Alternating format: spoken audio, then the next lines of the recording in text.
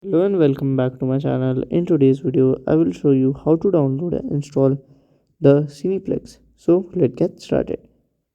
So here you have to go to your Google Play Store. Okay, if you are an Apple user, then you have to open your Apple Store. Okay, and follow these steps.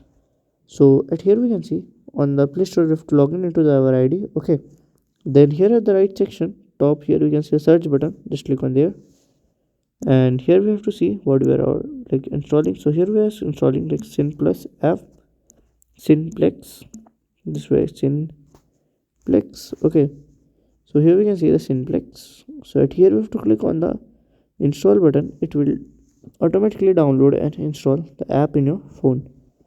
If you scroll down, you can see for the ratings also of the people, and you can also give from here.